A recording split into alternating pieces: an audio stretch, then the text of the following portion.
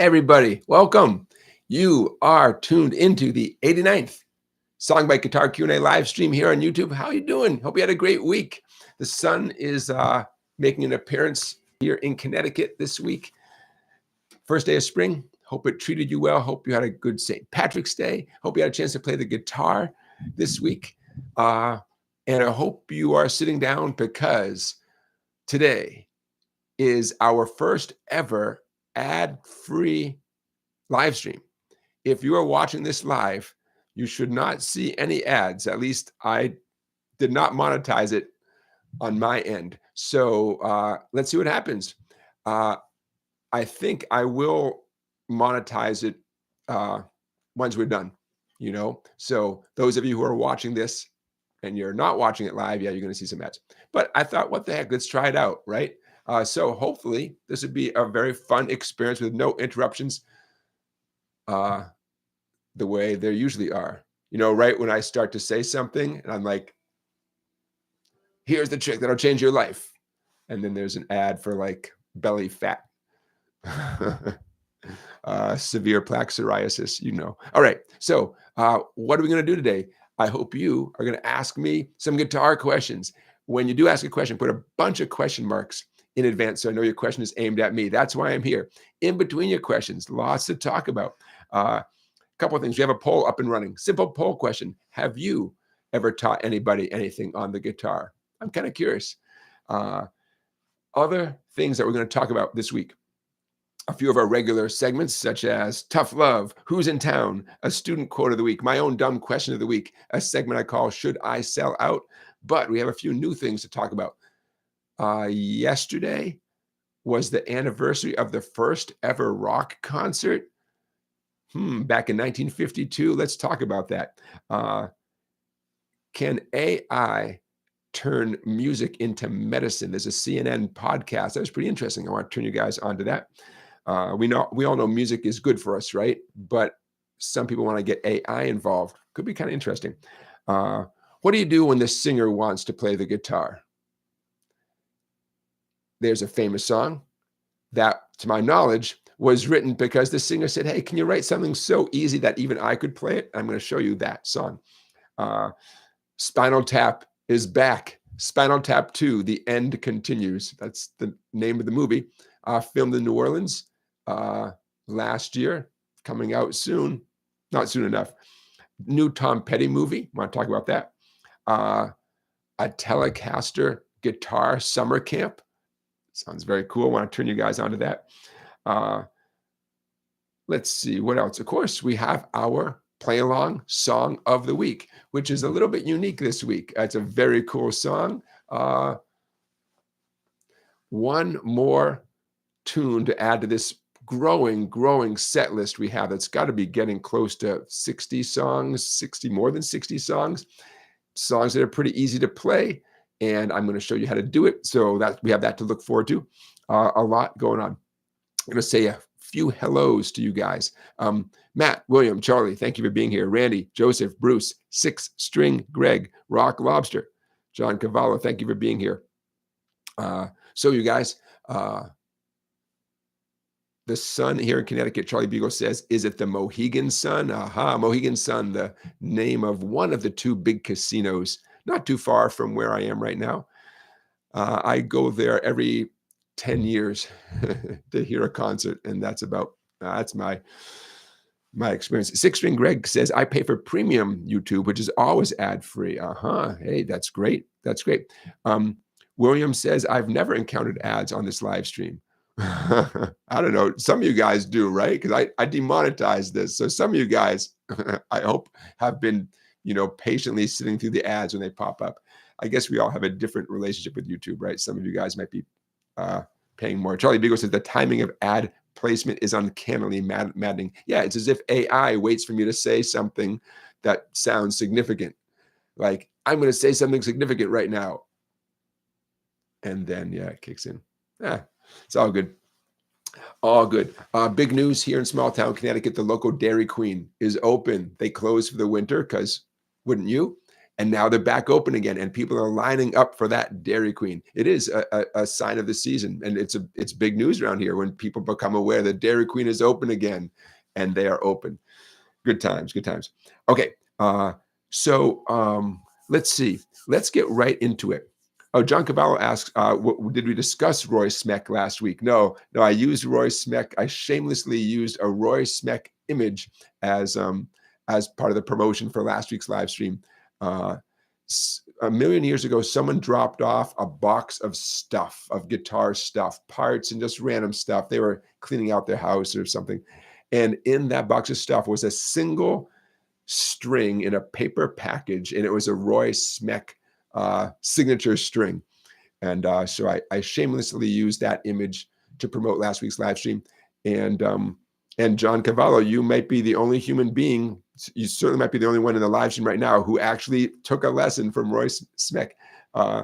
Fantastic multi-instrumentalist, not a singer, but could play everything with strings on it. And the legend that I heard is that he tried to have a day job, but his coworkers, once they found out just how good he was, they would just gather around and make requests and ask him to play and play and play, and they would get him fired because no one would work. They'd want to hear Roy Smeck play. Anyways, Google him sometime. Roy Smeck, one of many, many, many extremely talented people who is not a household name, but really should be. Okay, Bruce has a great question. Bruce says, can you talk about approaches to isolating strings while you're strumming? I struggle with accuracy, especially when having to strum fast. Yeah. How do you do it? Short answer is you practice slowly. Yeah, we all know that, right? Another answer is, assuming you're right-handed, keeping your eyes glued to your right hand. We all do better when we look at the hand that's having issues.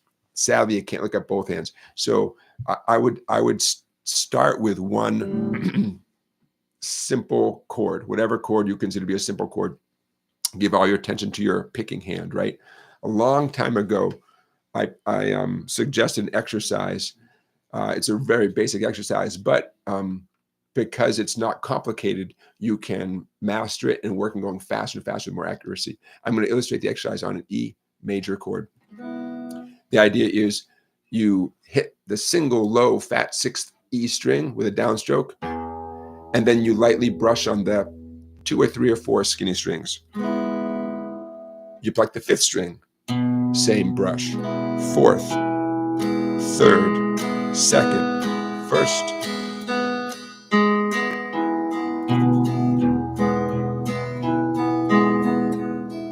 And just make a game out of it. You can do that with any chord. It's nice to do it with chords where you're allowed to strum 6 strings, like the E's, G. If you're into bar chords, you can do a bar chord. But any chord where you're planning on strumming 6 strings anyways. Keep your eyes glued to your pick. Go slowly at first. If you feel brave, go faster. If you feel brave, close your eyes. That's one thing. Another thing in general that I found to be fun is Irish fiddle tunes. Get yourself a book of Irish fiddle tunes and go nuts.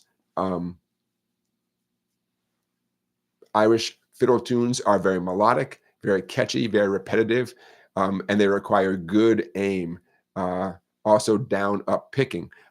In this book, I'll give you an example. Okay. In this ebook, I put in 2 fiddle tunes with this in mind, helping people work on their accuracy and playing fun tunes. And this is the book called The Guitar Year One. And the 2 songs that I put in this book are Turkey in the Straw, which is not strictly Irish. I know. Turkey in the Straw and Cripple Creek. Very catchy tunes. Neither of them are immediately Irish tunes, but I have no doubt they have their roots overseas. Anyways, Irish fiddle tunes, because they're melodic, catchy, they're often relatively short. They make great, you kind of entertain yourself while you're working on your speed and your accuracy.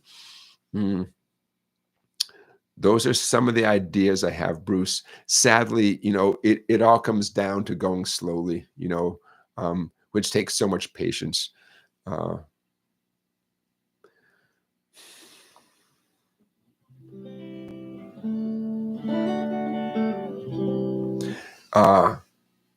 it sounds like you're doing some regular strumming, grabbing a chord and doing individual things like that. I mean, like maybe hitting a certain string and then strumming the rest of the chord. It's possible that someone might be doing something that the actual thing itself, some crazy guitar solo, is so advanced that your brain is being pulled in so many different directions that several things are not going to go well, simultaneously, right? Because the thing itself is complicated. Learning some note for note guitar solo by some famous guitar player. So that's why my instinct, and Bruce, it sounds like this is what you're doing. My instinct is to focus on something where where your fretting hand can just stay stable on one chord, and then work on your accuracy. That's a great way to start. Bruce, if I think of anything else, I'll mention it. But a lot of patience and going slowly. Pooba John, hey Pooba John. Pooba John is asking about the music theory tree. Am I reading that correctly? Pooba John says, I was hoping you could give me a quick explanation of the music theory tree. I don't know what that is. Do me a favor, ask that question again and help me out with that. Love talking about music theory, but the tree part, I need clarification. But I'm happy to help. Don is watching from Alberta, Canada.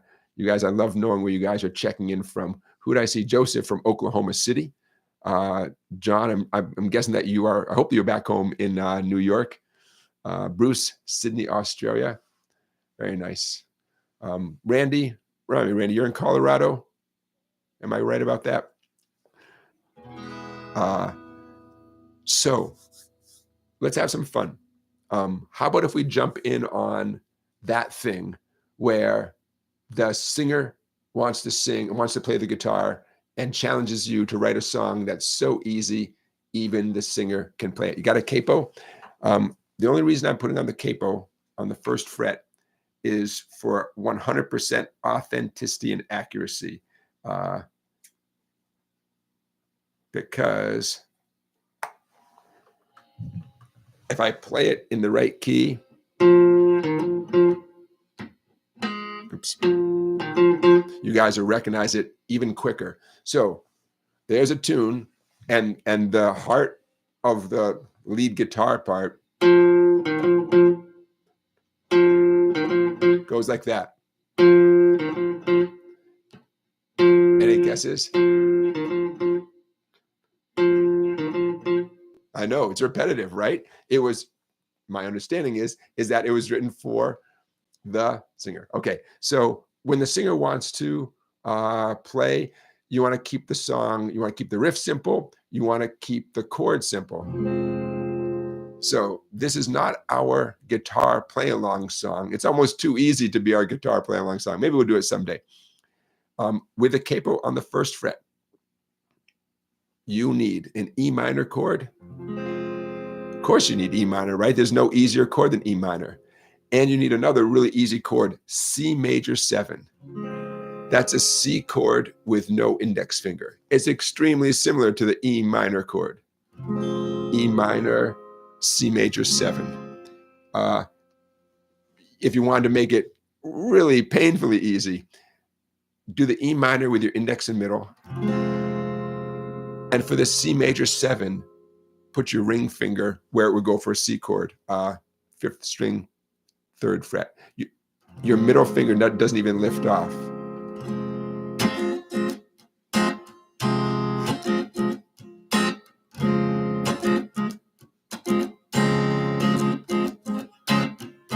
Anybody recognize this? I'll give you a clue. Pete wrote the song at Roger's request. That help at all? Sun shines, people forget. Da, da. People forget. What song is that? Forget they're hiding I'm going to throw it up. Yeah, Wingo, you got it. I'm going to throw it up on the big board here. And again, this is not our play along song, but hey, you guys can add it to your to your bag of tricks right now. I'm going to share the screen as usual. If your screen goes dark for a moment, don't even worry. Okay, there we go. Hey, I can say the name of the song and not worry about getting demonetized. Okay, you see that on your screen? From the band, Pete and Roger. Okay, so that riff based on your D string, that's the fourth skinny string, 2022. C, Truth, you got it. Randy, you got it. So not much to say about that riff, right? I mean, I'm using my middle finger, fourth string, 2, open, 2, 2.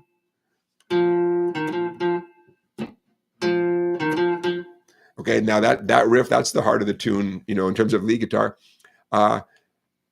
E minor for a total of 8 counts. 1, 2, 3, 4. 1, 2, 3, 4. And then C major 7 for the same duration. 1, 2, 3, 4. 1, 2, 3, 4. That's the heart of the tune right there. Got to have the capo on the first fret to be in the right key. There's a moment in the middle. I labeled it the interlude. I think it only happens once in the whole song. See that chord G, D, D, A, that chord progression? That is a little bit fast. I wouldn't be surprised if Roger sat out that part. In slow motion, by the way, it's 1 strum per chord name. G, D, D, A, G, D, A, E. Pete Townshend, I think, is the king of using chords as lead guitar. Meaning, like, it's as if he's playing a melody, but with chords. That makes sense? I mean, that's some fast chord changes. It sounds great, but it's chords, you know, instead of individual notes. Okay, there you go. That's how you write a song when the singer wants someone that he can play. Questions, comments? Pretty straightforward.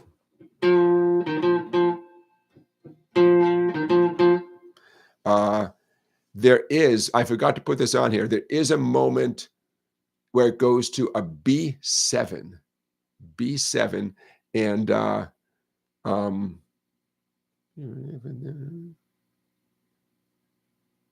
yeah, come and join the party dressed to kill. Remember that part of the song? Come and join the, it's still doing the E minors and C major 7s, but that section of the song, the last time he says, dressed to kill, there's the B7 chord. So there is a third chord that does make an appearance.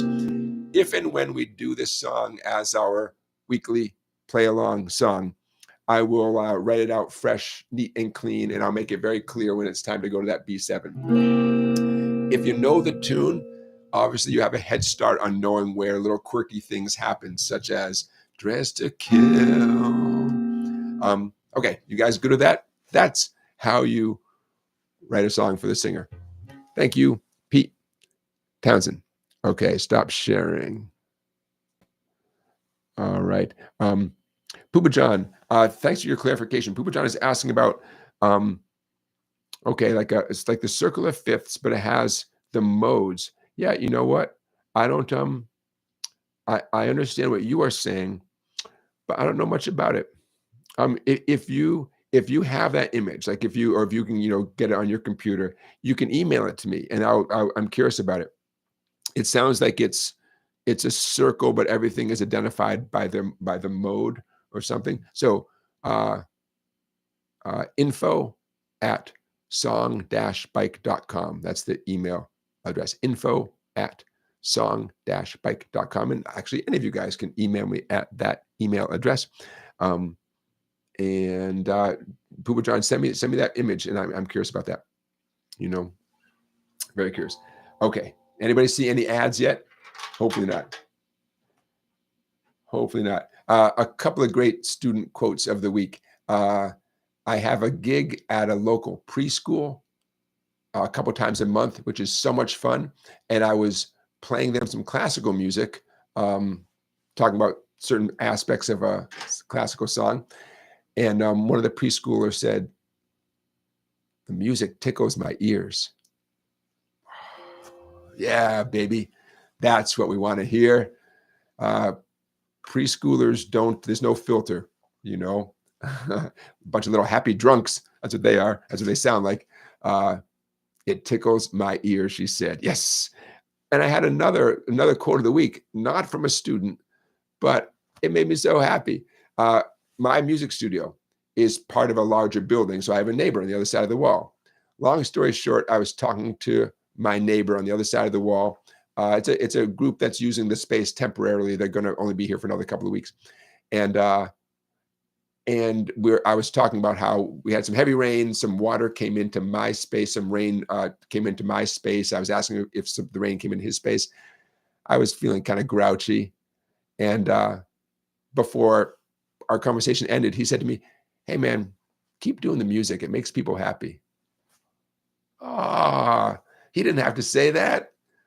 Oh man, this is a guy who has heard me making all sorts of commotion here next door, and he didn't have to say that. It made me feel so good. So that other great quote of the week that made me happy.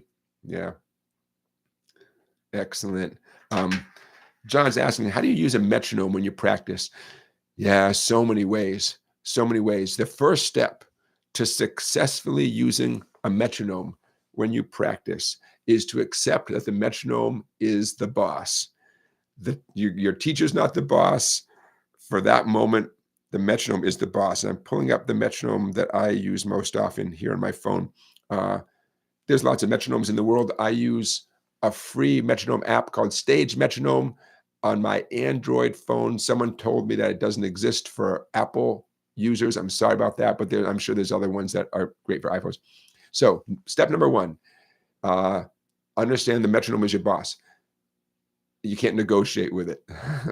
Step number two,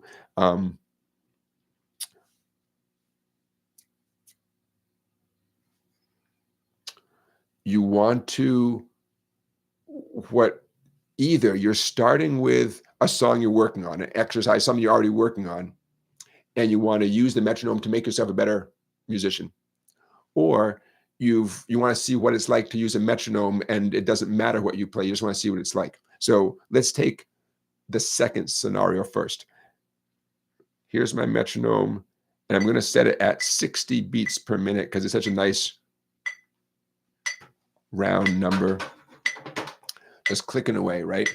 So if you want to see what working with a metronome is like, do something simple. I'm going to say an E minor chord.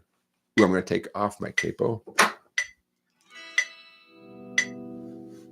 And I'm going to strum as if my hand is connected with that sound.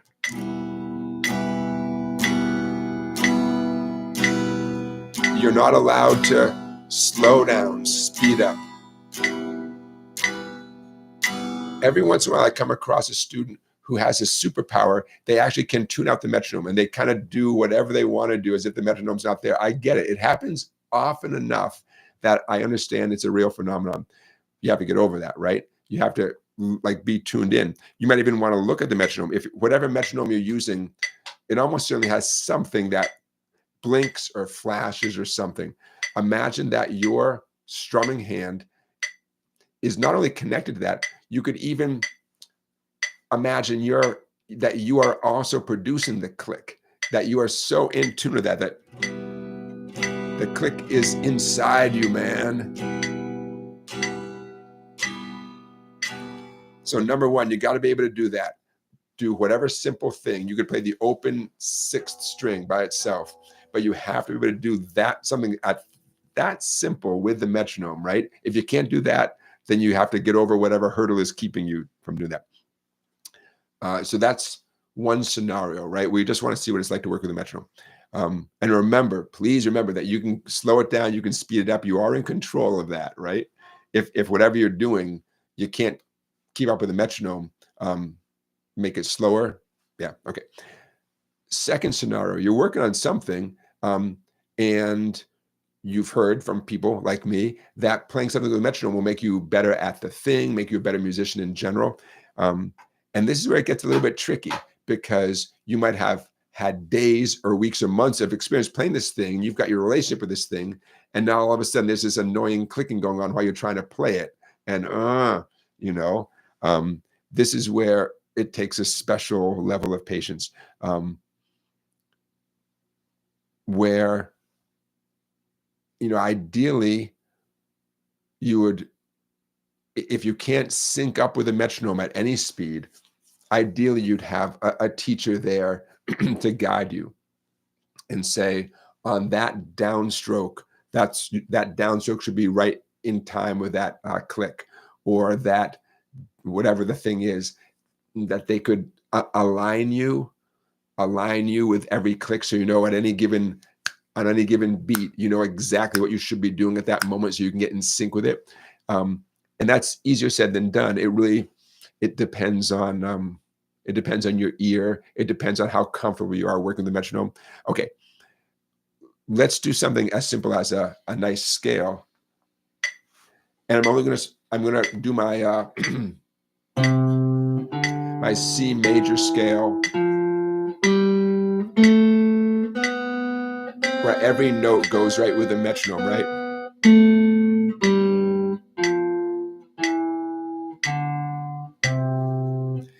You find your comfort zone. Speed up the metronome little by little, get faster and faster.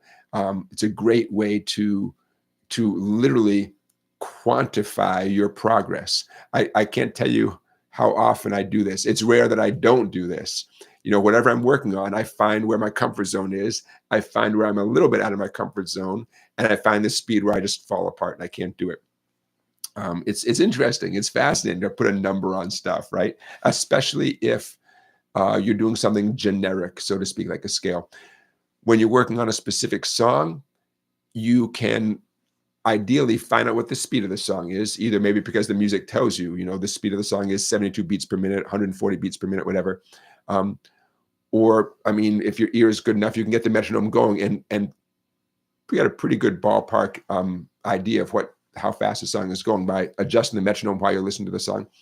And then you can gauge your progress. You can say, okay, I can play the song at, you know, at 75, but at 80, I fall apart. And maybe the goal is 100, right? And so you can actually mark your progress. Super fun. So those are some ideas of how you can use it. I use it for scales all the time. I don't practice scales without the metronome. Down at picking, I got my Mel Bay scale book, or arpeggio book, right? Scale and arpeggio book. And I have certain sort of benchmarks, if that's the right word. Like I might get warmed up at one speed and then crank it up a little faster, a little faster, a little faster. And then I have my own personal maximum speed, where if I'm going that fast, that's fast enough at the moment. I'm doing it to get warmed up anyways when I practice my scales. So I'm not trying to set a land speed record, you know. I'm happy to talk about more metronome kind of stuff, but it all starts with simply getting comfortable with it. And like I said, not everyone's going to be comfortable with the metronome in the beginning. Rick G says, have you ever used the wristwatch type of metronome? I haven't. I've heard about stuff like that. I haven't. I kind of don't like stuff on my wrist. I get itchy and sweaty, and I don't know, just nothing like a sharp watch. When I see other people wearing a sharp watch and they look like $1 million, that's great. I find it a little bit distracting, but I like the concept. The concept is a great concept to have that pulse right there. Why not? Why not? But for me, just an old school plastic metronome or my phone clicking, that serves my purposes. But I can see benefits of having it right there on your body. I mean, maybe like live in concert, you know, before you start the song, you get a reminder of what the beat is. Like a lot of people, I get excited when I play in public. So I'm far more likely to kick off a song a little bit too fast if I'm playing in front of an audience. So to have a reminder of what the real speed is, that's a great idea, but very subtle because it's on your wrist, and it's a great idea. Mm. Metronome is a tool, and you do control it, despite the fact that I said it's the boss of you. But once you tune it on, turn it on, um, at that moment, yeah, it is the boss of you. I'm going to sneeze in a minute. You can feel it. You know that feeling when you can feel it coming? Hold on.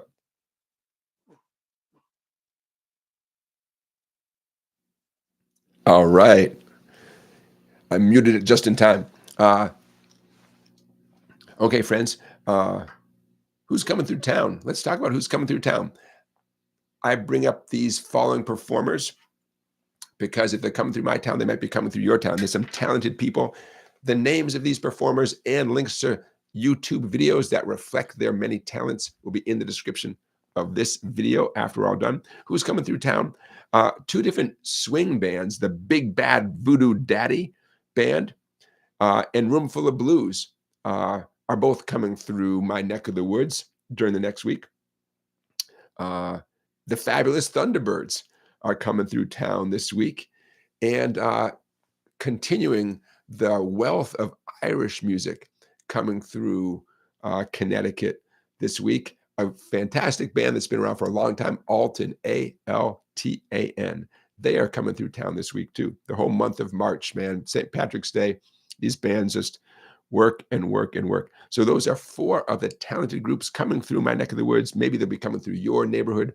Big Bad Voodoo Daddy, Roomful of Blues, the Fabulous Thunderbirds, and Altan all on tour.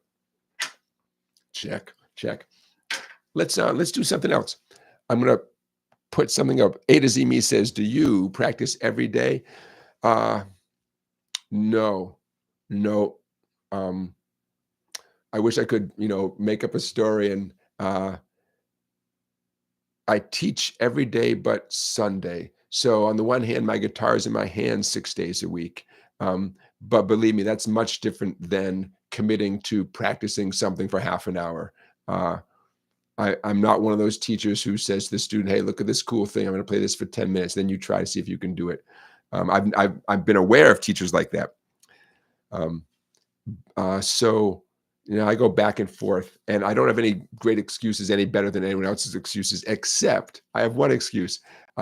Sometimes I'll take what could be practice time and use it for songwriting, because that's at least equally important to me as like physically improving on the instrument. So that's one excuse I have for not literally practicing every day. And my songwriting often doesn't involve some new challenging bizarre thing that I've never done before, which would be great. Maybe I should, but I'm often using cowboy chords or certain riffs or certain things that are good building blocks for songwriting. So I wouldn't count that as practice, but it's a great excuse for not practicing. I have paid my dues, where years of my life where I did practice every day for hours and hours and hours. But you're asking a good question, and no, full disclosure, I don't practice every day. But Monday through Saturday, the guitar's in my hands. So that's that keeps things fresh. And I wish I could tell you what I do accomplish, but I don't. At this moment in my life, I can't tell you, well, I practice 1 hour every other day. I don't. What I hold myself to, if I do something for 5 minutes, to me that doesn't count as practicing, even though it's a cool reminder, like, oh yeah, I want to remember this cool little riff. For me, like half an hour, anything less than half an hour, I would say isn't exactly practicing for me personally. But it doesn't mean I don't do it, and you should do it. If you can find 5 minutes to do anything, that's great. But when my conscience, says, "Did you practice today?" If I did less than a half an hour, my answer is nah, not really. If I do more than half an hour, so if I do an hour, that feels like some good practice, partly because if I'm practicing something hard, by definition, it takes me 30 or 60 minutes to make any progress on it because it's hard, so that if I practiced for less time, then whatever I'm doing can't be that hard. Does that make sense? Sort of, you know? Hey, Bernard, thank you for joining us. Bernard says, enjoy your lessons. Thanks. All right, Bernard, stay tuned because let's do something else, ma'am. Okay. I was doing this with a student just recently, and I thought to myself, you know what? I want to show you guys this too. Hold on a second here. Um, with one of my students, we were doing the song called Jessica from the Allman Brothers, and great tune. I think it's so beautiful. And what I also think is the intro, the acoustic guitar intro for Jessica is a very cool challenge. I'm going to put it up on the screen here. If your screen goes dark for a moment, do not worry. We're going to be on this for a minute or two for sure.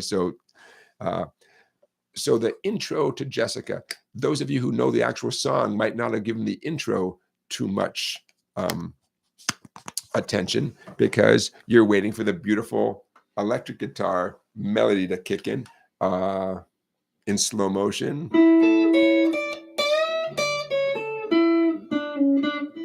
Recognize that, right? I love that. Okay. That's the melody. I'm not talking about that part, although I'd be happy to do that song with you someday. I'm talking about the intro, which is on the screen there in front of you. And it's a very interesting collection of good things to know about on the guitar. And it tests your skills in a couple of very cool ways. So I'm going to stop talking. I'm just going to play it, and then we'll talk about it. Slow motion at first.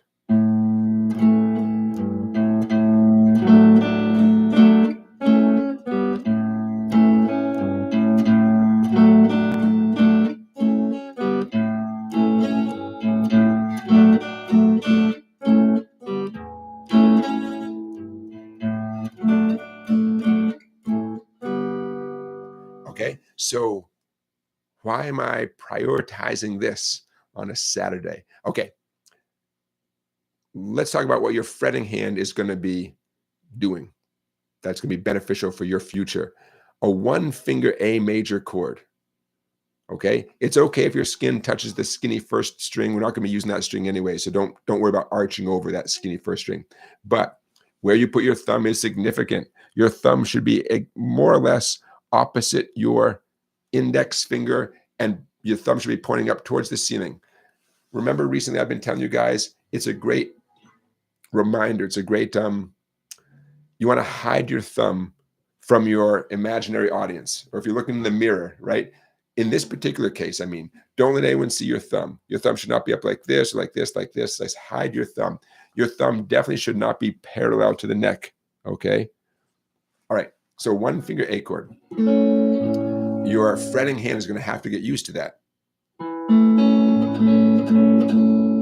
Okay, that's that 222. You see, I know the black magic marker is a little bit hard to read, but in the tab, that 222 with the down up symbols above it. Okay, you're going to need that. In fact, I would go as far as to say the one finger A chord is at the heart of everything we're about to do. Okay, so the other chord that you need, so to speak, well, it is a chord. On the second line where I wrote the letter D and it says 3, 2, 4, you maintain that one finger A chord. You maintain that. Don't change that. The challenge is dropping down your middle finger, B string, 3rd fret. That's the 2nd string, 3rd fret. Ring finger, 4th string, 4th fret. D string, 4th fret. That, believe it or not, that's a D chord. That's A, and that's D. So for those of you who have never done this before, or maybe you vaguely remember it, but you haven't worked on it, it's a great thing to work on. An acoustic guitar, electric guitar. You electric guitar players have a little bit of advantage. It's a little bit easier on electric guitar for sure. Or if you have one of both, I would encourage you to practice this first on electric guitar and then move over to acoustic guitar. That right there is a very cool challenge. Getting 3 clear notes on your one finger A chord. That's the 2nd, 3rd, and 4th strings. And then getting the same 3 strings to ring clearly on this D chord. And Absolutely. You have to stay on the tips of your fingers, the extreme tips of your middle and ring fingers. You have to arch that ring finger over the G string and get it to the D string. Easier said than done. Okay. The other thing that you need to do with your fretting hand for this particular exercise is on line 1, see that 3 on your fat 6 string?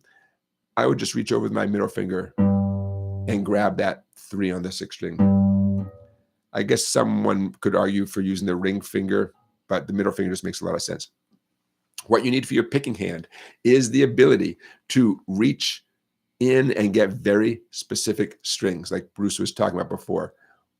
Here's my 1 finger A, got the open A string. A nice gentle down up on that 1 finger A chord.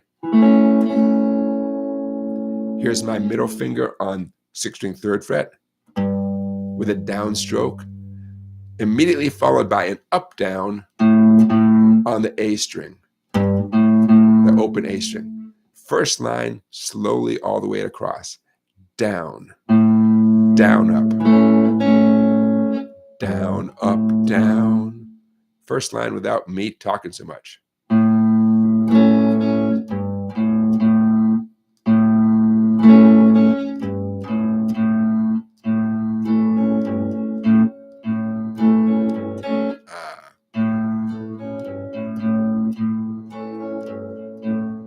Okay, second line. This is where the middle and ring finger come down. Okay, on this new D chord, down, up,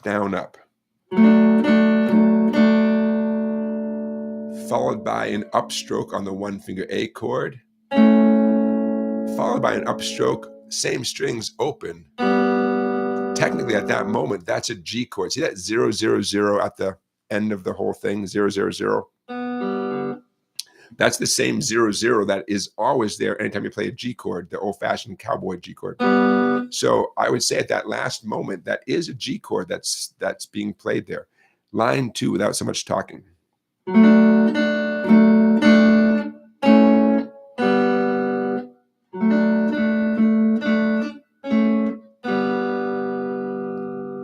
Okay, that last upstroke on the open strings. By the way, how do I know that's an upstroke, or how do you know that's an upstroke? That V symbol. V stands for upstroke, up towards your chin, and that boxy symbol stands for downstroke, down towards your leg. Okay, slow and steady from the beginning, super slow.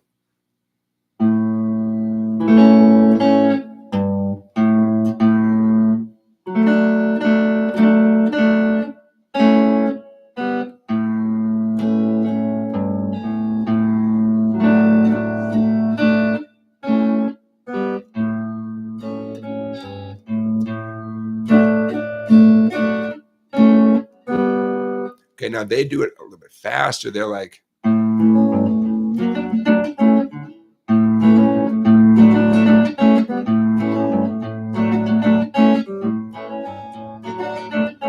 oh, it sounds so great, right?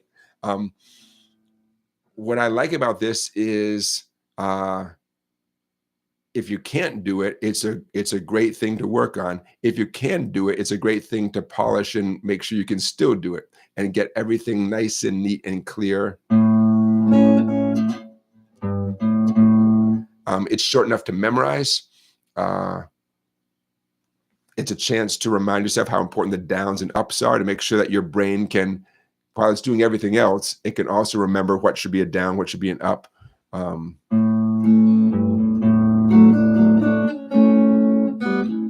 like I said, that last 0, 0, 0 upstroke leads immediately back to the beginning with no gap or hesitation.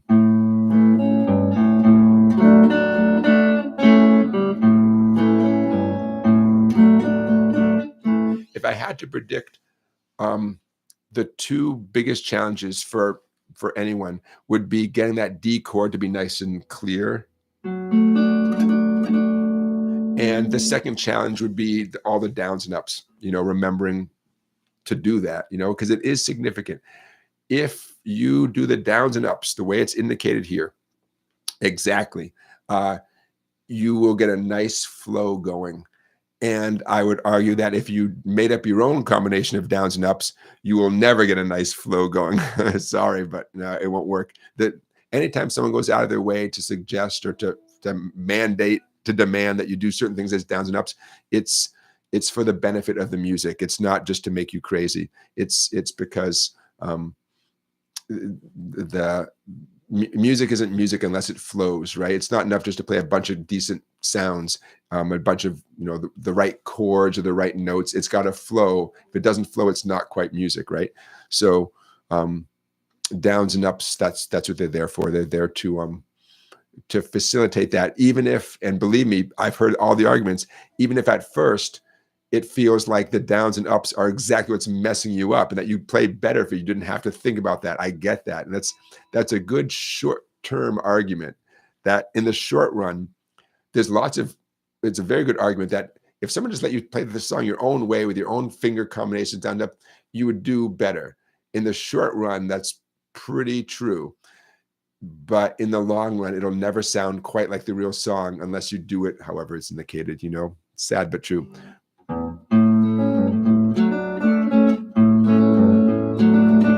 Okay, so it's addictive, right? It's a catchy little thing. I like it because it's melodic.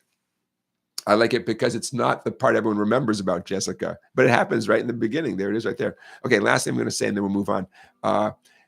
See that the chord diagrams at the top of the page, the A with that little rainbow, that little black rainbow above the fretted notes, that rainbow is there to indicate that you're doing it with one finger.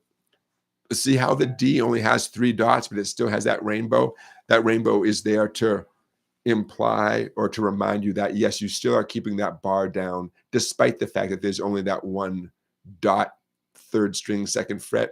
But that little rainbow symbol is there, to remind you that that's still the bar there. Okay, hey, have fun with that. Okay, stop sharing. There we go.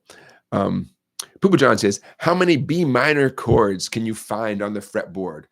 I don't know, but I can tell you a good trick so that you can find them. Check it out. Take any minor chord you know how to play, find out where the root note is, and then glide up that chord until the root note is the note B. Let's do good old easy A minor. You might know that any major or minor chord is made up of 3 different notes, but only 3 different notes. And when you grab that A minor, there's 3 fingers grabbing 3 notes. So you can isolate just the 3 notes your fingers are touching on the A minor, and that is enough. If the world asks you for an A minor, you could just strum the 2nd, 3rd, and 4th strings, and that's A minor. Why is that relevant? Because we're going to move that up and turn it into a B minor. And this is how you can figure out how many B minors you know. Okay. A minor. My ring finger is on the note A. 3rd skinny string, 2nd fret. That's the note A. The note B is always 2 frets higher than the note A. Therefore, if I move my A minor chord up 2 frets and only strum the ones I'm touching, there's a B minor right there.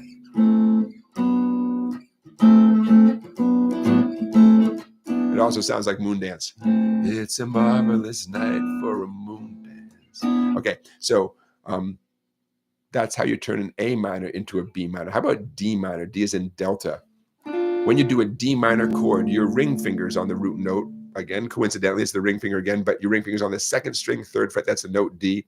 That's the root note of a D minor chord. So now we want to turn D minor into B minor. Check this out. Remember I said the root note is on the 2nd skinny string. What's the name of the 2nd skinny string? The name of the 2nd skinny string is B. You might remember that at the 12th fret, the note names of the 12th fret are the same as the string names. Therefore, if I take D minor with a root note on the 2nd string and glide it up, keeping that same formation, don't let your fingers, fall apart. They still have to be in that same formation relative to each other. If I slide it up, so my ring finger is now on 12 on the 2nd string. I have a B minor chord. Does that make sense? It was D minor down here, and there's B minor right there. For the record, Your Honor, I have my index finger, first string, 10th fret, ring finger, second string, 12, that's the note B, third string, middle finger, third string, 11. I'm only strumming the ones I'm touching, and there's another B minor chord. All that stuff that you spent time learning down here, all those years you've put into learning things like A minor, D minor, all that stuff, that is exactly what you'll be using as you go up the neck. You know, same formation, same things, new names, but it's still going to feel like the familiar thing you learned down here. How about E minor is a tricky one, because E minor, we only have 2 fingers. It's not tricky. An E minor chord. Remember I said majors and minors, there's only 3 notes that go into any minor or major chord. Okay. When you do an E minor chord and your 3 skinny strings are open, those 3 skinny strings are enough. That is an E minor chord. If all you did was strum the 3 skinny strings open, no one can tell you you're not doing an E minor chord. The root note is that skinny E string. If you take that and put it up at 7, 7 on the skinny string is the note B. Remember, the whole point is looking for B minors. 7, 7, 7. That is a B minor chord for sure. The note B is the skinny string 7. That's where the root note is. In this particular context, the root note is on the skinny string. How did I know that? How did I know some of you are like, wait a minute, slow down there, Speedy. When I strum an E minor chord, one of the E's that I'm giving the world, one of the E notes that I'm giving the world is the open E string. So that is the root note of the chord, right? It's the note that shares the same name as the chord. And now I'm going to use that as my reference point. 0, 0, 0, 3 open strings, right? That is an E minor chord. It's the E note plus the B note, be like Bravo, and G like golf. Well, I'm going to put my finger back here at 0. There's I know it's not doing anything, right? Putting it behind the nut. 0, 0, 0 is E minor. Well, if 0, 0, 0 gets me up anything valid, like a minor chord, then so does 1, 1, 1, so does 2, 2, 2, and so on. And by the time you get to 7, 7, 7, it is a B minor chord. And one way to prove it is the skinny string at 7 is the note B. Okay. We got bar chord B with a bar at the 7th fret and the 2 fingers that could be described as the E minor position or E minor formation. All I'm doing is I'm taking that 7, 7, 7 I just told you about. I'm just extending my finger all the way across, and I'm adding on 2 more notes. 9 on the D string, 9 on the A string. There's a big B minor bar chord. There's something to mess around with. No lack. Yeah, John, you're talking about Melissa by the Allman Brothers.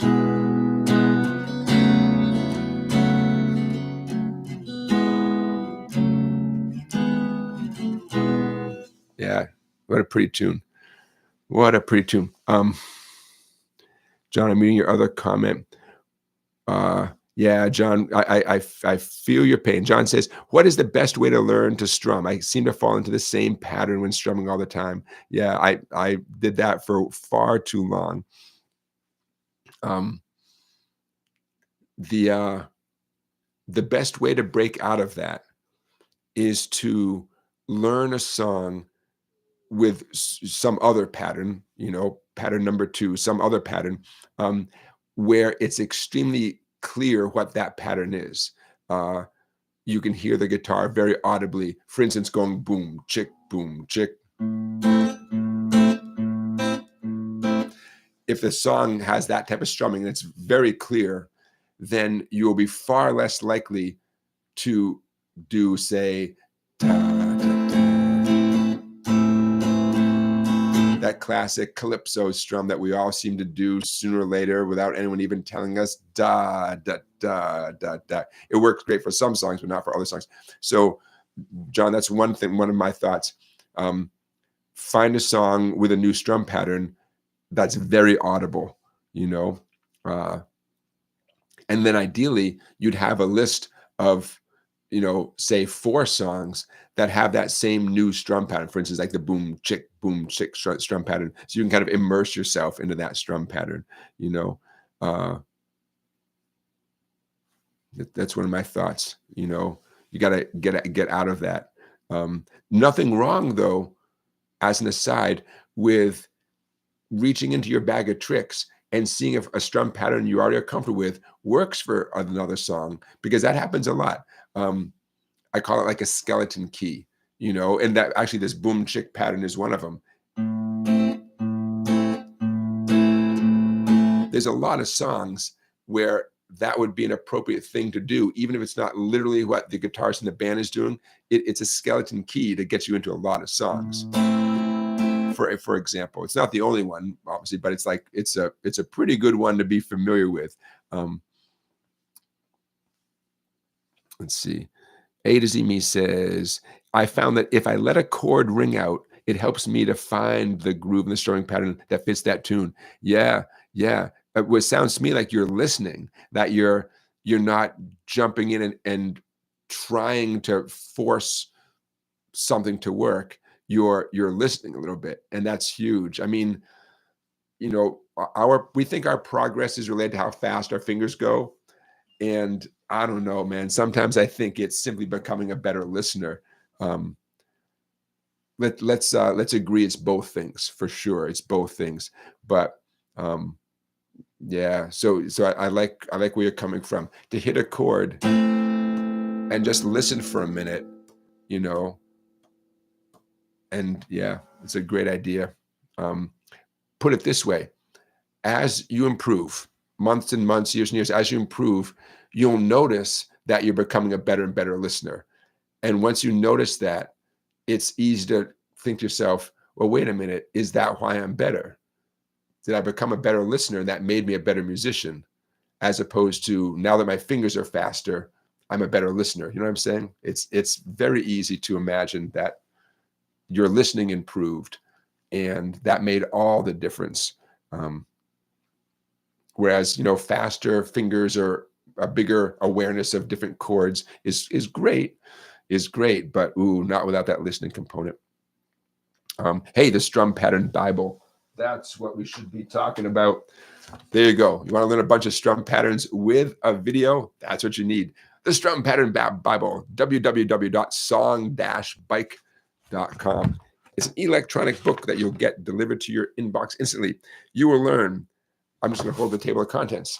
You will learn the folk strum, simple down-up variations, the boom chicka pattern, scale-based and arpeggio patterns, right? Blues and boogie patterns. You guys can read this, right? A lot. The first maybe 2/3 of the book is patterns using a plastic pick, and the final third of the book is bare finger patterns, all based on famous songs. These are not just me making these up on a whim. It was really important to me to find very specific famous tunes that used these patterns.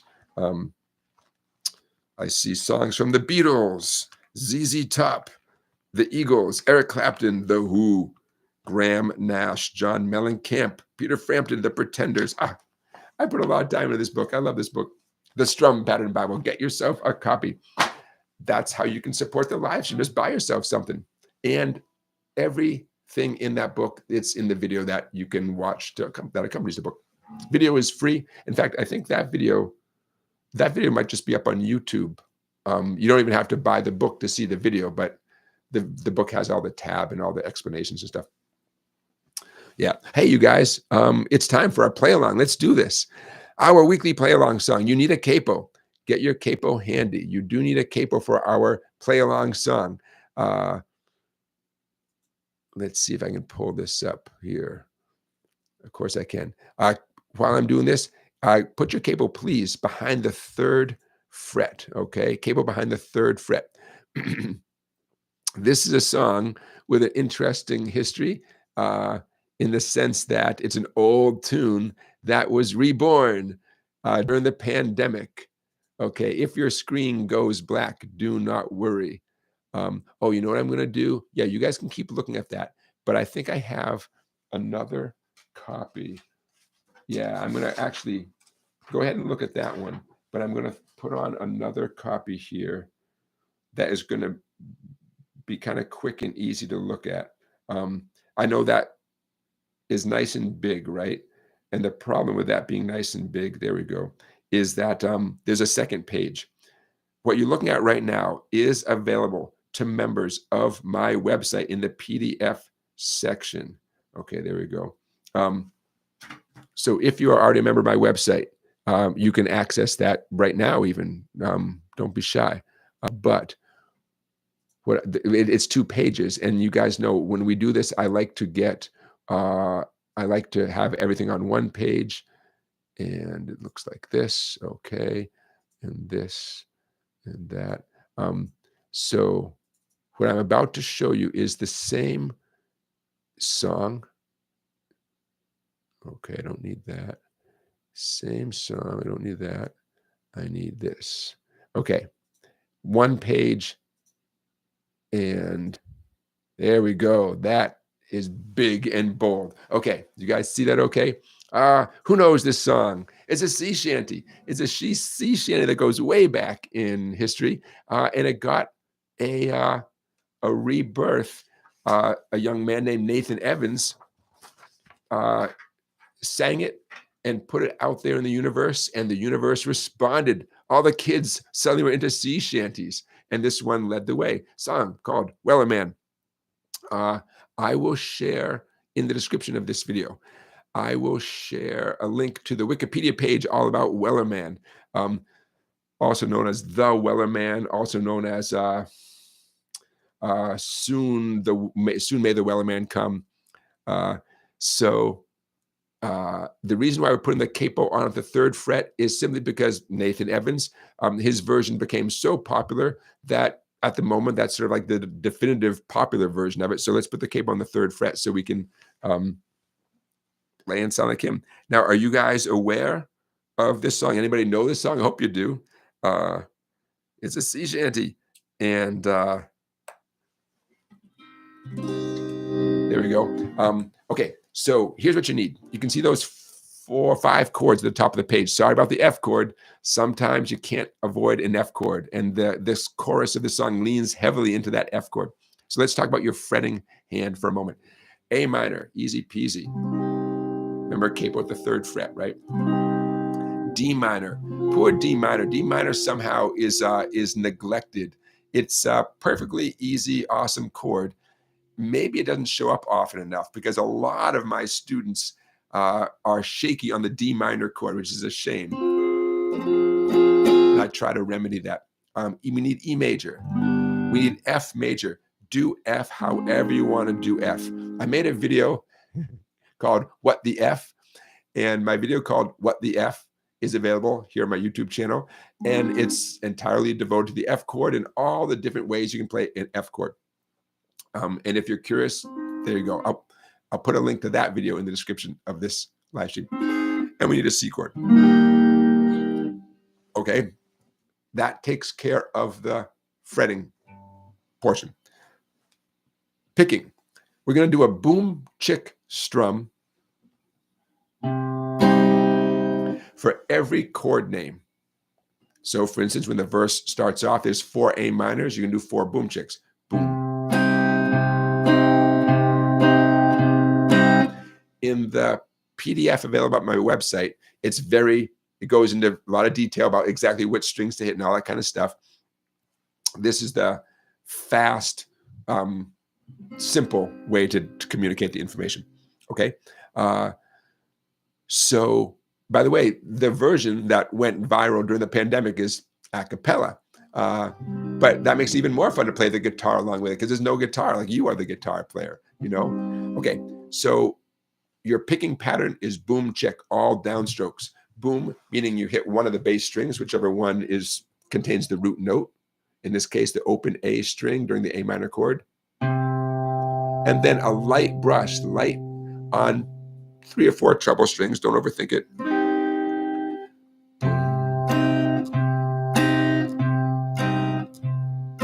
You're going to do 2 of those on the D minor. Notice I switched to hitting the open D string and back to 2 on the A minor. That's about it. I'm going to go slowly, okay? Verse, chorus, over and over again. Should you play along with his original version, there are 2 moments in the song, I think only 2, which we are not going to do, but I feel obligated to point this out to you. There are 2 moments where after a chorus, he repeats the chorus again, and just by saying da da da da da da da da da, he da-da-das through the chorus, okay? Why am I telling you this? Because if it weren't for that, the song would be strictly verse, chorus, verse, chorus, all the way from beginning to end. Those 2 different moments when he does the da da da part, he is, or you would be repeating the chorus chord changes, the F's to the C's. You'd be at that part of the song. Okay, we are not going to do that today because I don't got too many da da das in me. Although I like it when he does it, but I just want to do it verse, chorus. But I felt obligated to mention that to you. We are in the key of A minor, right? A good minor key sea shanty. But for that reason, when the song moves to the chorus and there's a nice, not just an F major, but the next word is C major, you'll notice the whole song gets this lift to it, right? It reminds me of one of my personal favorites, good old Greensleeves, right? Greensleeves has that same vibe. Minor key at the verse, but when it goes into the chorus, it changes to a major chord, and it gives the song a very unique moment, which I would argue makes the song better. It certainly keeps it interesting. Okay, so in slow motion, we'll do the play along in a minute. I want to show you in slow motion what the verse is going to sound like in the chorus with this boom chick, and then we'll do it for real. Okay. So 1, 2, here we go. Once was a ship that put to sea. The name of the ship was the Bully of Tea. The winds blew up and her bow dipped down. Oh, blow, my bully boys, blow. Here's the chorus. Soon may the weatherman come to bring us wit and tea and rum. One day when the tonguing is done, we'll take our leaves and go. I like that. Soon may the weatherman come. I'll do my own version of that someday. Okay, so you get the idea? Steady boom chicks. We're going to go a little bit faster. If you lose track of where we are, right on soon may the Weller man come. That's F. That's how you know you're on the F, right? Soon may the Weller man come. And like I said, we're going to go verse, chorus. So hopefully that information will help you get back on track, you know? I'm going to wet my whistle. Questions, comments?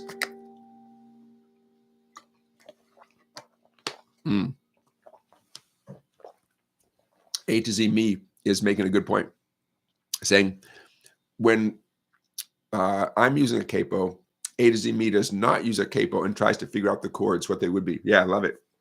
Great idea. I kind of figure that since, you know, we got dozens and dozens of people watching right now, and hundreds more are going to watch this during the course of the week. You guys are all different levels. And some of you, this is going to be the hardest thing you've ever done in your life. And some of you, this is going to be just a simple, fun thing. And you're not going to break a sweat whatsoever. And those of you who are in that category, yeah, you can push yourself to do more, you know, and see what happens. All right, let's do this. I will see you on the other side.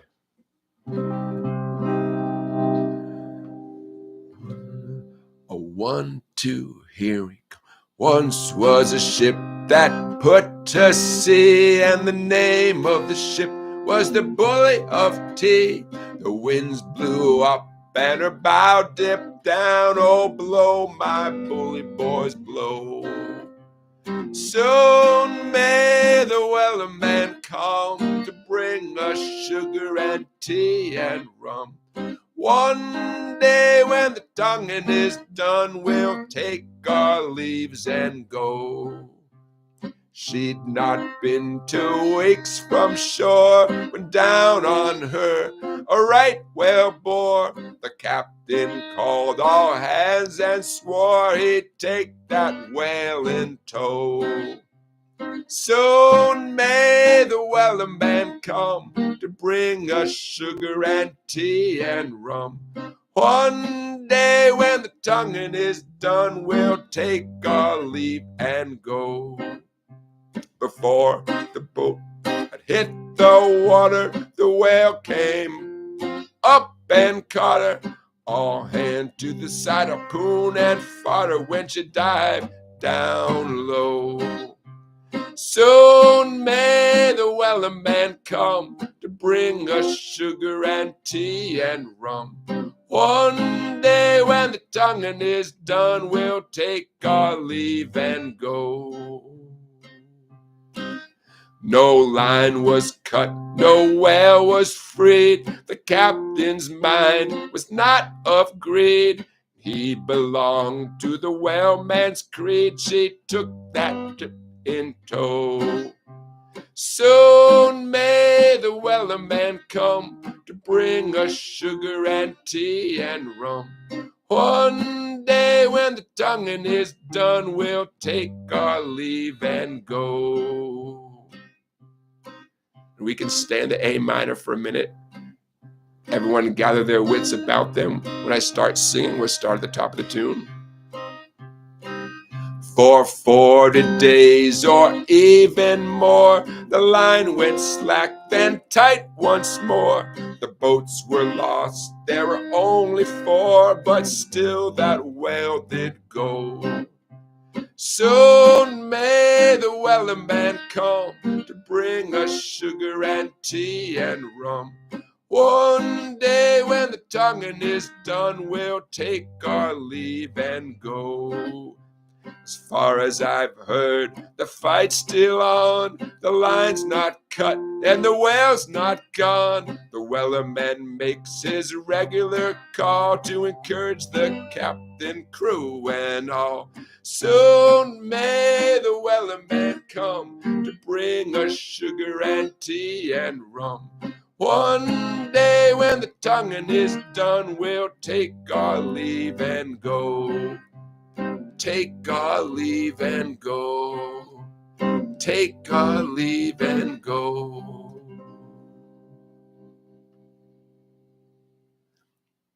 All right, a little tag ending. A tag ending is when you repeat something that works. So I was repeating that E to A minor at the end, right? A little tag ending.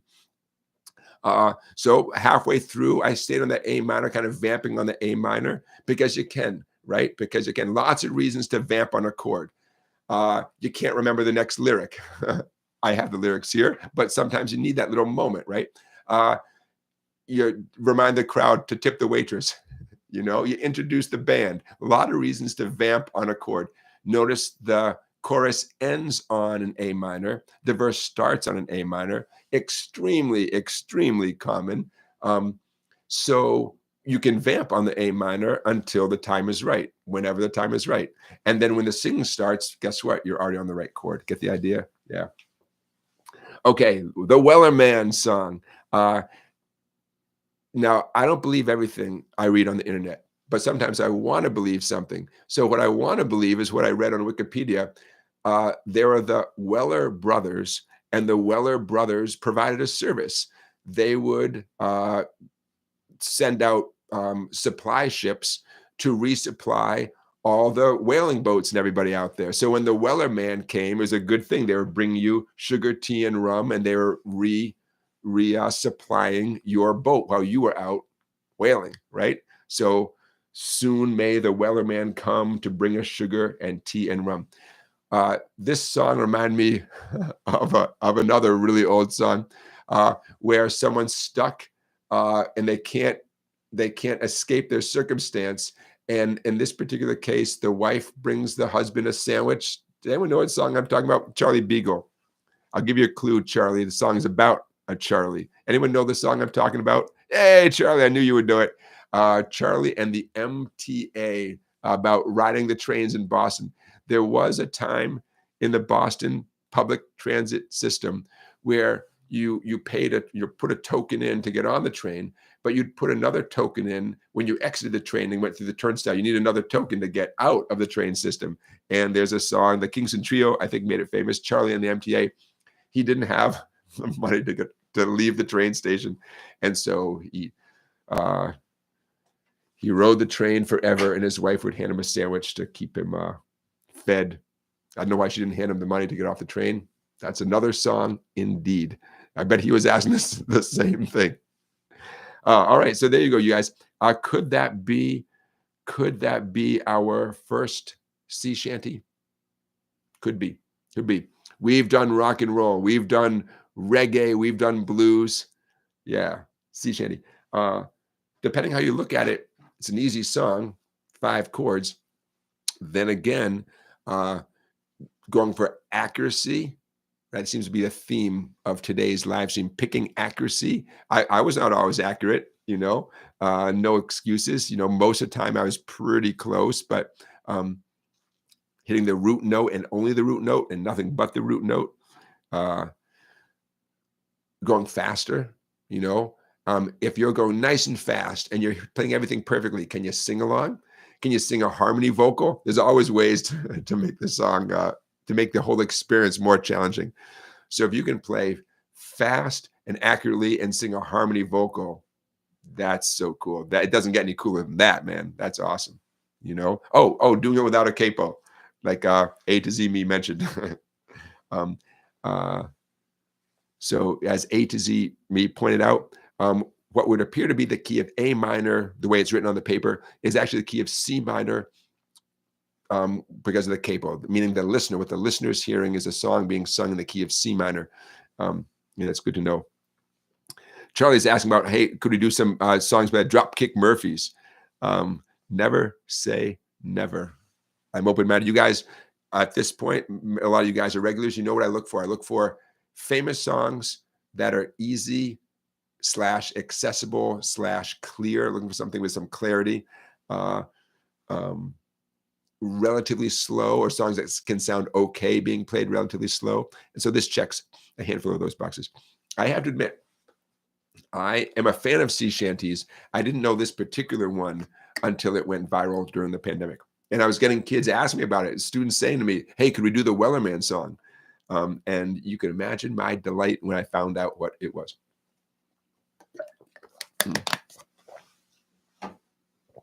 Okay. So again, on my website, I uploaded a PDF that's much more pro than what you just saw, with everything all spelled out in tab and all that. And it happens to be 2 pages. You know why? Because I made it big. I'm a little bit nearsighted myself. And so I like making PDFs large. And sometimes that means something ends up being 2 pages, because if I cram it all into 1 page, the font is too small. All right, you guys, keep the questions coming in. I had a lot of good questions. I'm looking back at my my list here. Let's talk about some fun stuff. Check this out, you guys. Telecaster Summer Camp. Why not? Check this out. Up on the screen now, you are looking at Summer Camp, where tickets just went on sale. Oh, pre-sale tickets went on Thursday. The tickets for the summer camp, or whatever you want to call it, tickets or admission or registration, begin this Tuesday, March 25th. Okay, Masters of the Telecaster Summer Camp. I'm scrolling up here. Check out who your teachers are going to be. I bet with that many incredibly talented people on staff, you guys are going to know at least a couple of these folks here. They are listed in the following order: Guthrie Trapp, John Jorgensen, Red Vokart, Larry Campbell, G.E. Smith, Johnny Hyland, Jim Weeder, John Harrington, Greg Koch, Jim Campolongo, Carolyn Wonderland, Cindy Cashdollar, Marvin Sewell, and Joel Harrison. This is all going down in a town in New York State called Big Indian, New York, the Full Moon Resort, September 29th through October 3rd. So cool. So I'm just scrolling up on the website so you can see pictures from past things. Now, I'm sure they welcome everybody. But clearly the emphasis is on the music that sounds great played through a Telecaster style guitar. Um, a lot of twangy stuff going on. I don't know. Wouldn't that be fun? So there you go. Now you can say, now you can form your plan. Uh, Public on sale tickets this Tuesday. I don't know much more about it. I just think that would be a fun thing to do. And, New York State at the end of September, probably getting a little bit cool, a little bit, the temperature's dropping a little bit, but very fun. Okay, so I just wanted to share that with you. Charlie Beagle is reminding us that G.E. Smith was the band leader on Saturday Night Live for a long time, right? Did that music fan is our moderator? Did you guys not see that at all? Did that pop up on anyone's screen? Is just some of you that were not seeing it? I'm going to share it again. I see. John, I see your question. We'll get to that in a minute. Okay, I put that on the screen again, just in case some of you, it takes a little bit longer. There it is. Okay, so you see those names, and I know about half of those people, and the other half, I'm sure. I mean, I don't. I mean, I'm familiar with their talents, and I'm sure the other half are great too. Some of them I've seen in concert. Some of them I've watched videos of. I'm sure I've bought books written by at least a couple of those people. And okay, so if you guys are seeing this now, I'm going to scroll down, and there's some photos of previous stuff. My understanding and my hope is that should you go to a camp like this, your experience would be a combination of, yes, watching the experts play, but also a certain amount of, instruction goes on. But don't take my word for it. Go ahead and check out the website sometime. I will share a link to this website in the description of this live stream. Very fun. And A to Z Me is saying that G.E. Smith toured with Bob Dylan for a while. Yep. And Johnny Rushby is saying that Jim Weeder took over for Robbie Robertson when the band reformed without Robbie Robertson. Yeah. These are very, very, very talented people. I don't know. There you go. We've talked about summer camps a little bit. Technically, this is a little bit later than the summer.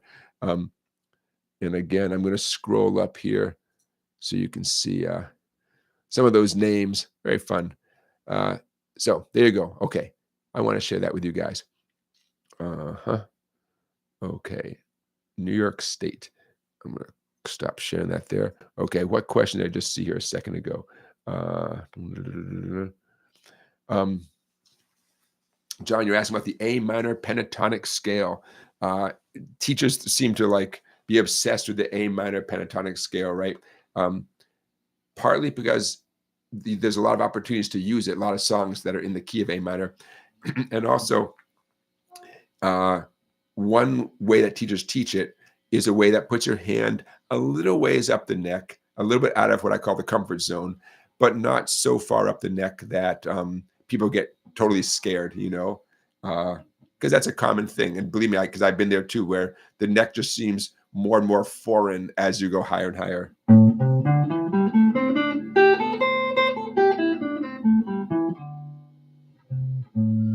So what I just played there is absolutely one of the most common ways teachers teach the pentatonic scale in general. And in the position that I'm in, it's known as the A minor pentatonic. Index finger 5 on the 6th string, pinky 8 on the 6th string. Then you have a series of 5 7s, 5 7 on the A string, 5 7 on the D, 5 7 on the G.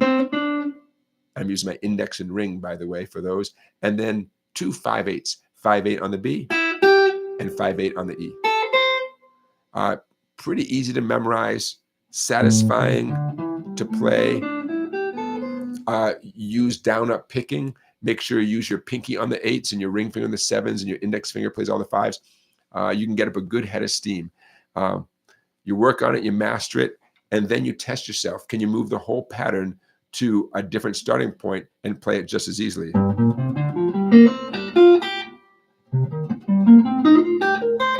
Same pattern, just different starting places. And then you have one major pentatonic scale, one pentatonic scale. I'm not going to say major or minor at the moment. One pentatonic scale that you hopefully can play anywhere up and down the neck.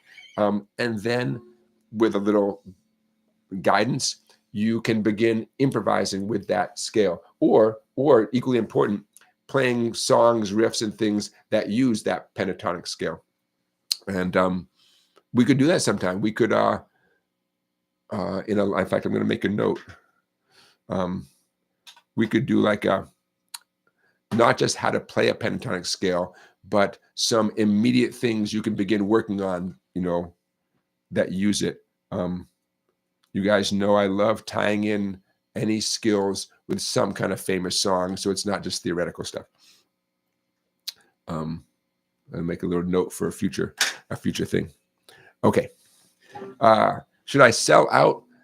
Every week I get emails, and here's what I was offered this week.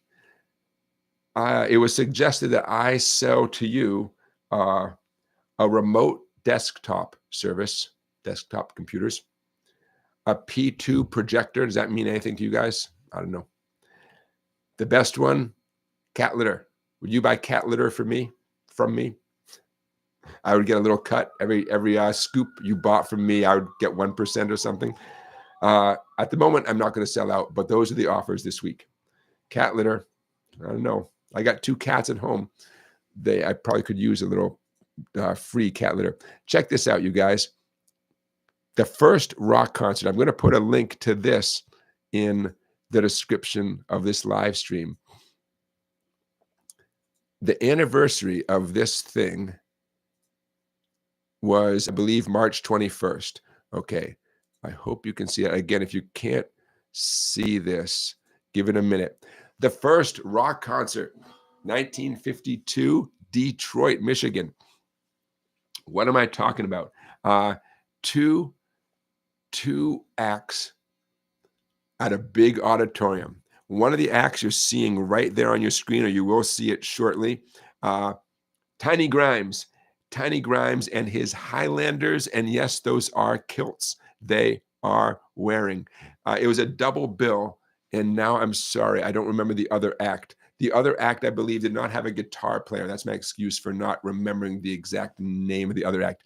But what am I talking about? Okay, good old Alan Freed, the rock and roll concert promoter.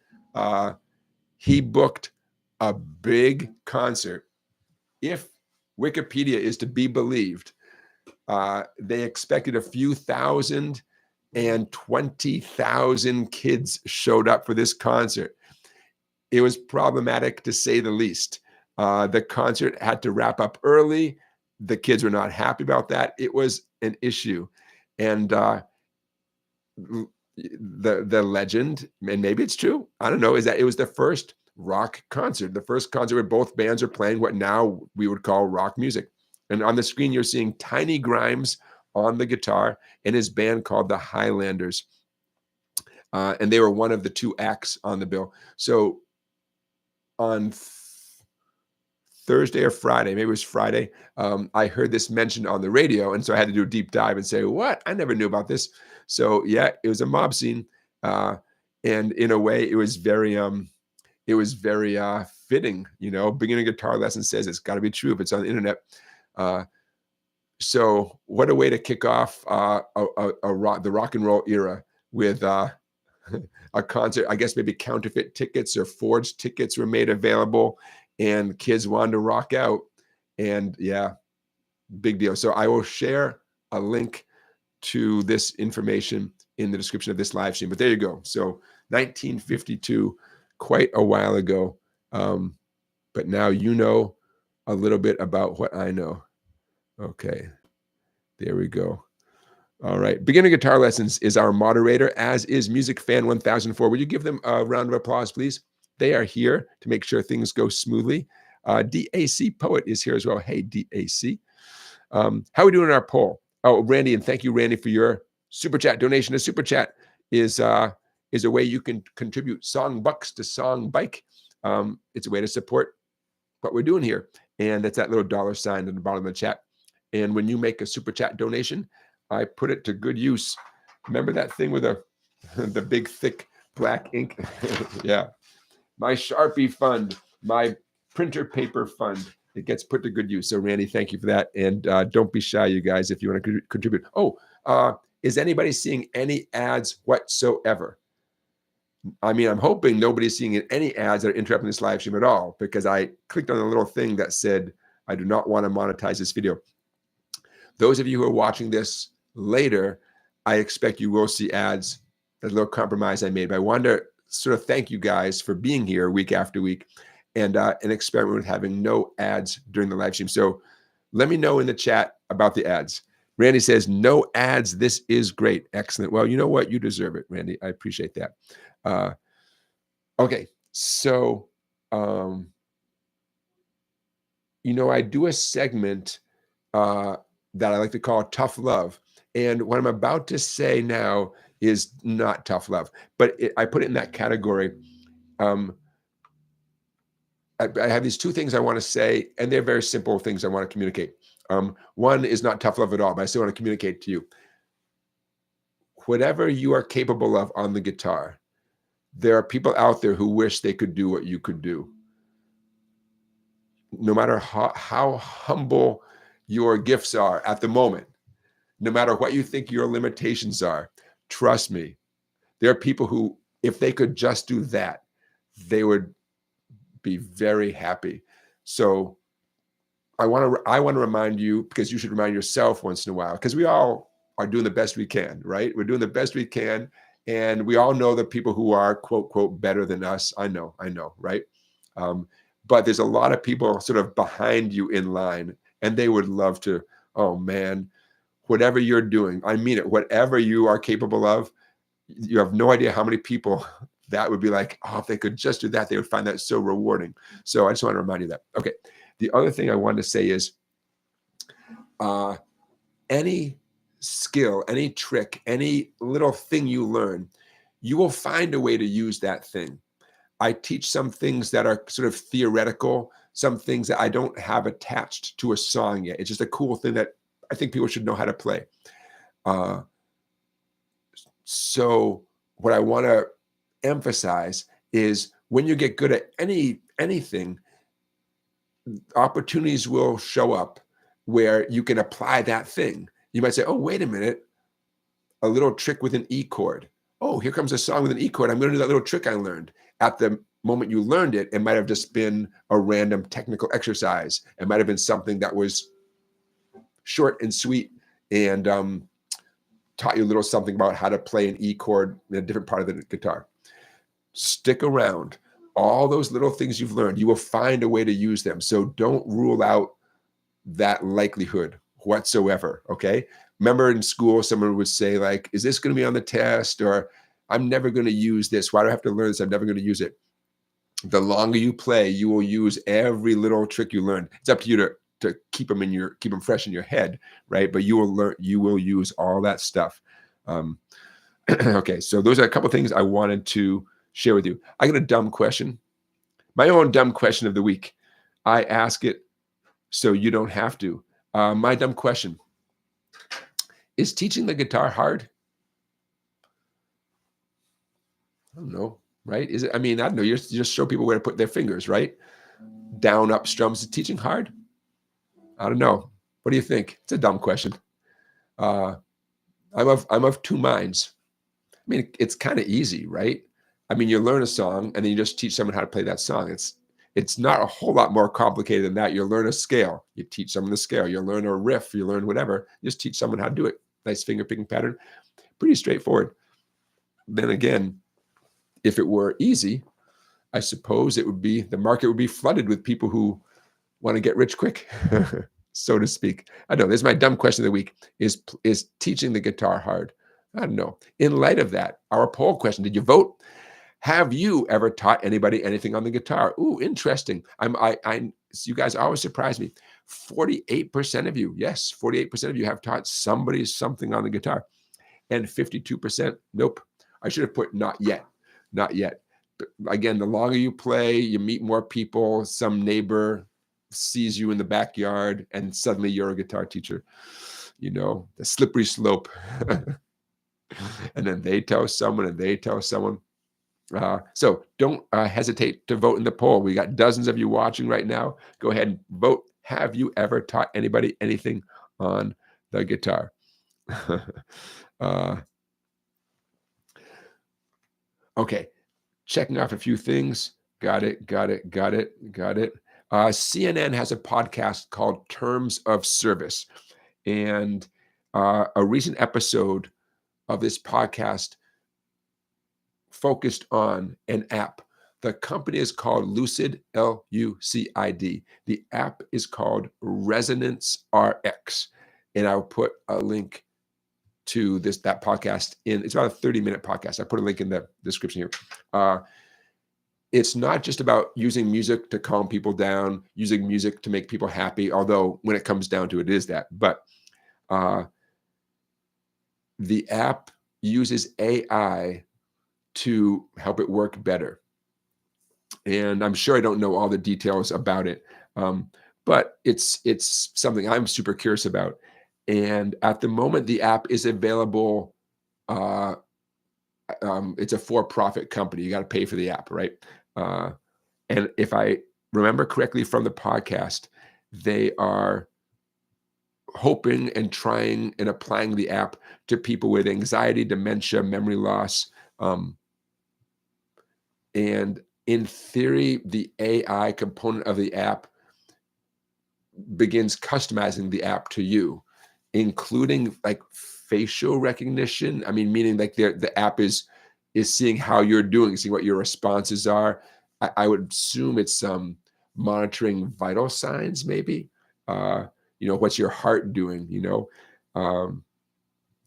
Not surprisingly, one of the features of the app, or one of the phenomena, is that get you in a state of nostalgia and reminiscing. So playing music that you know and love, and monitoring how you react to that, which of course is going to be a positive reaction, right?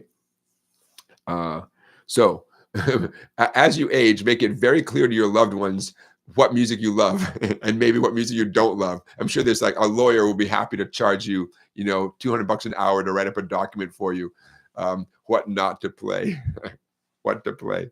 Anyway, it's kind of interesting. So I will put a link to that CNN podcast in the description of this. Let's talk about Spinal Tap, my friends. Spinal Tap is back, man. The sequel to Spinal Tap is called Spinal Tap 2, The End Continues. It's coming out September 12th, starring all your favorites: Christopher Guest, Michael McKean, Harry Shearer. Who's going to make an appearance in Spinal Tap 2? Paul McCartney, Elton John, Garth Brooks, Questlove, Trisha Yearwood, Chad Smith from the Red Hot Chili Peppers, and Lars Ulrich from Metallica. Those are some of the faces you will see in Spinal Tap 2, The End Continues. And I will put a link for more information about that movie. I used to think Spinal Tap was funny. And as I spent more time pursuing my own musical career, quote, quote, Spinal Tap just seemed more realistic and not funny, more like, yeah, now I've had my Spinal Tap moment. And I've had a couple of Spinal Tap moments. Not quite the same as in the first movie, but yeah, you do anything long enough and goofy stuff happens, and then you realize, wait, that's a Spinal Tap moment I just had, for sure. Another movie that is out already online is a new Tom Petty documentary, Cameron Crowe's directorial debut. It's called Tom Petty: Heartbreakers Beach Party, and it's going to be in theaters, like on the big screen, in October, but I believe you can watch it online right now on Paramount Plus. I'll put a link for more information about that. But for those of you who are Tom Petty fans, the trailer looks pretty cool and could be fun. But it's from a long time ago. It looks like it was filmed in the 90s, maybe, and just never saw the light of day, I guess. So that could be kind of cool. Okay, let me teach you a lesson you'll never forget. This is a simple thing. You guys know I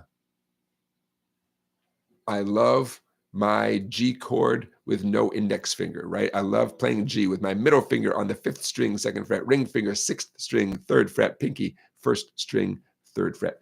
And honestly, this is one of the most challenging things I teach to a beginner student because it's not intuitive to use those 3 fingers. And it's something that takes getting used to. The number one reason to ever play G this new way, let's call it the new G, is because G and C are found, together in sequence so often. There's a lot of reasons to learn this new G, but this is the number one, right? So you got to do it. You can't avoid it. You got to learn this G. Nothing wrong with any other G you've ever played, but you also have to learn this G. My suggestion is to start in a C chord.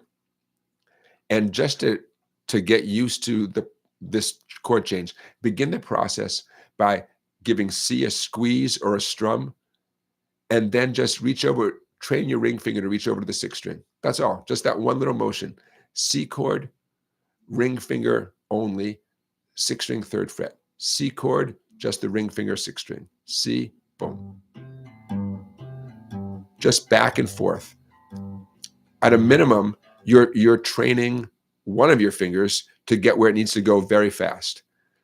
Not a coincidence that it's extremely likely that you'll need that note before you need your other fingers to be down. What am I talking about? Remember that root note business where you emphasize the root note? Okay, on a G chord, that note, that 6th string, 3rd fret note, that's the note G. It's extremely common that you would hit that note by itself and then strum or do whatever else it takes. So that's yet another reason to get really comfortable with that ring finger reaching over there. So obviously I want you to get good at putting all 3 fingers down, but for several reasons, just working on getting your ring finger over there first, it's a good way to begin the process, okay? And I mean, hopefully I make it look really easy, right?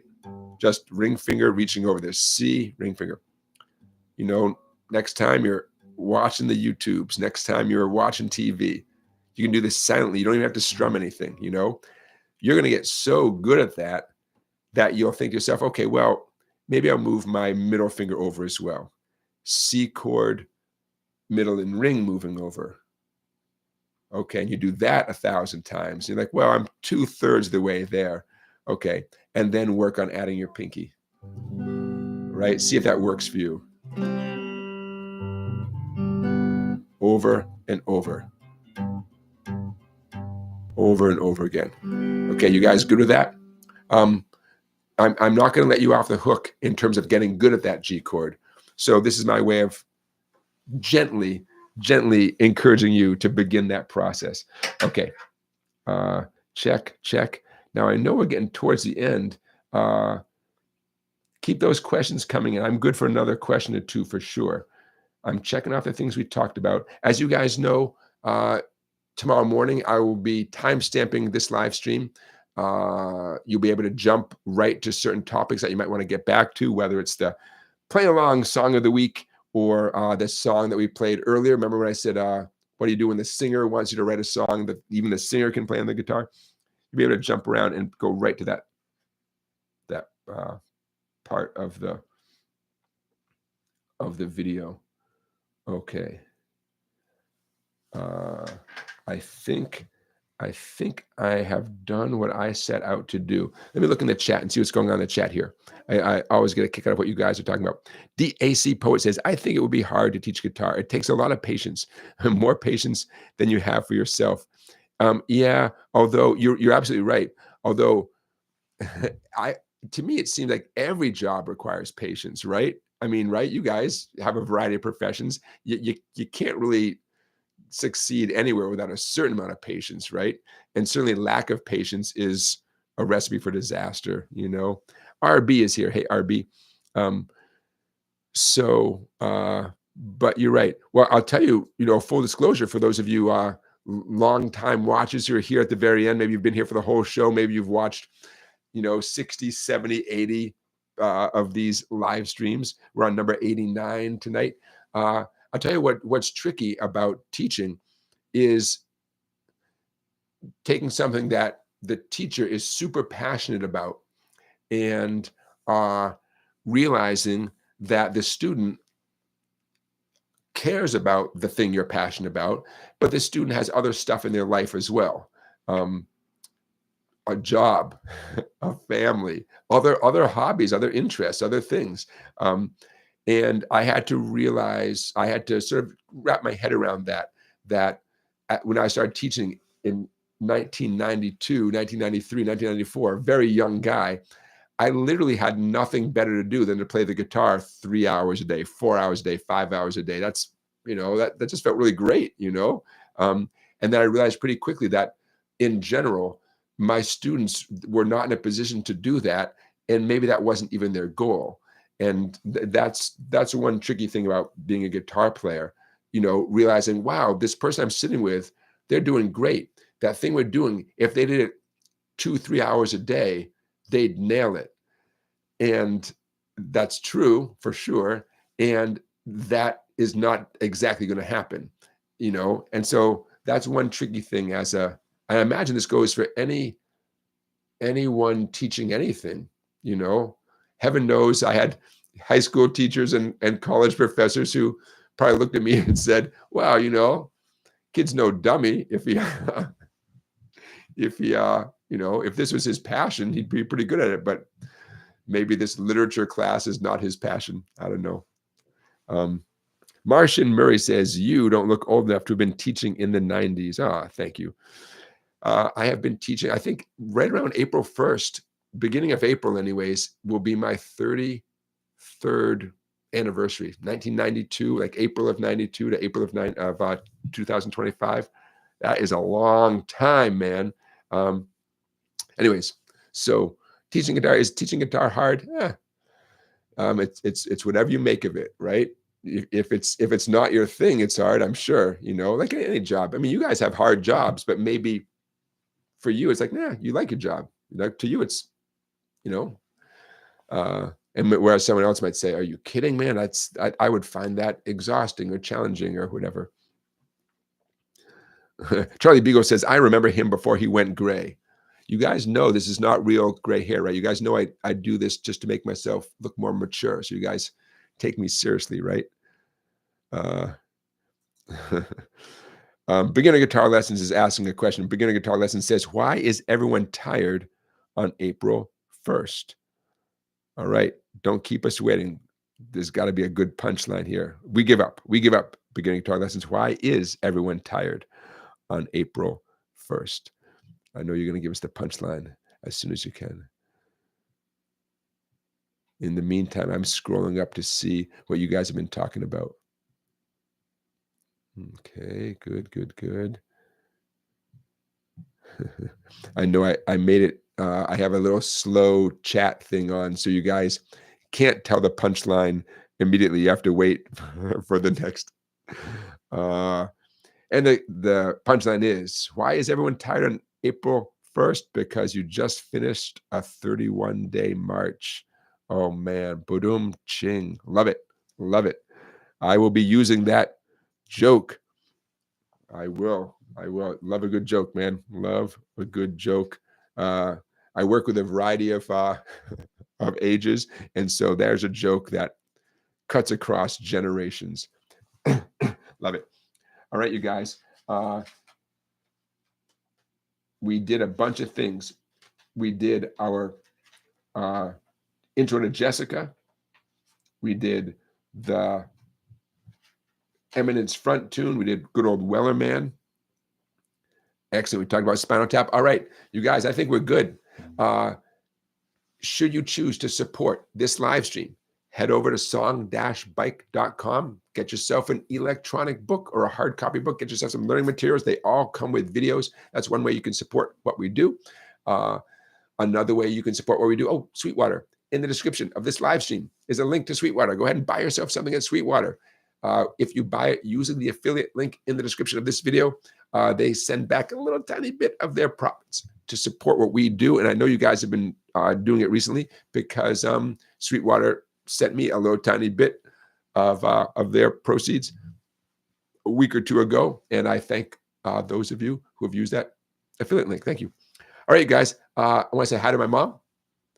Hi to the two moderators tonight. Again, give them a round of applause. Beginning Guitar Lessons and Music Fan 1004. Give them a big thank you. I will see you guys next Saturday, our last live stream of March, number 90. And you know I'm thinking about live stream number 100. My little wheels are turning live stream number 100. I know it's a ways off, but it'll be here before we know it. It'll be fun to do something a little bit special. So we will see, but I think we can do something special for number 100. All right, you guys, have a great week.